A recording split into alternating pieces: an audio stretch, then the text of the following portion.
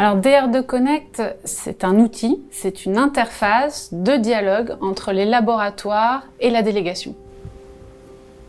Cet outil, il a vraiment vocation à nous aider à mieux répondre et à mieux traiter les sollicitations des laboratoires. Parce qu'elles sont mieux qualifiées en amont et ensuite elles sont affectées aux bonnes équipes, aux bons interlocuteurs et elles permettent aussi aux services de dialoguer entre eux sans avoir à demander au laboratoire, lui, d'intervenir et de solliciter différents acteurs de la délégation. Il s'agissait dans un premier temps de définir nos macro-processus de réalisation, c'est-à-dire ce qui traduit nos activités directement au bénéfice des unités.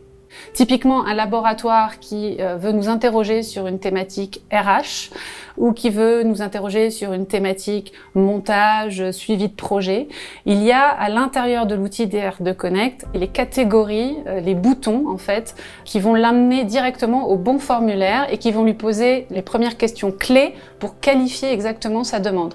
Ensuite, à l'intérieur de ce formulaire, ça se passe comme dans un mail. Les agents, ils ont un cadre dans lequel ils vont rédiger leurs questions et expliquer le contexte et nous permettre d'engager l'instruction de ce dossier.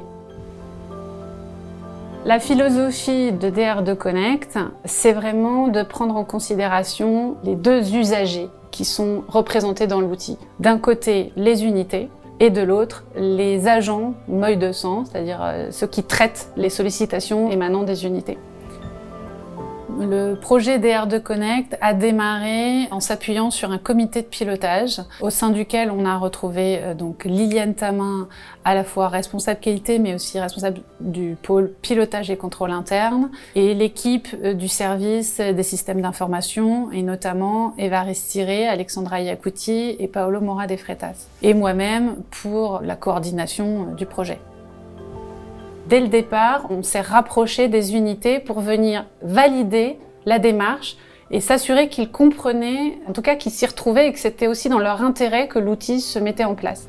Sur la base de leurs premiers commentaires, on a continué à faire évoluer l'outil, à le construire, le co-construire avec les agents, jusqu'à avoir une quarantaine de formulaires déjà opérationnels.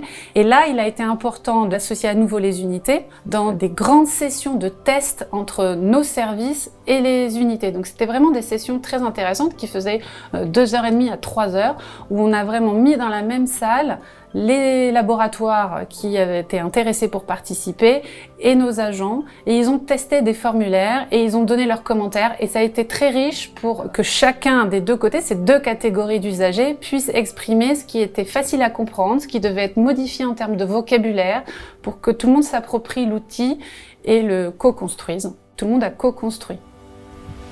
Les retours sont très favorables. On sent qu'il y a une vraie prise en main de DR2 Connect et une adhésion de DR2 Connect par les laboratoires. On a également relevé un certain nombre de points d'amélioration sur la réactivité dans la prise en main des sollicitations. Il faut qu'on continue à sensibiliser nos équipes pour une prise en main et un délai de réponse qui soit satisfaisant pour les unités. C'est ce genre d'amélioration sur lesquelles il faut encore qu'on travaille.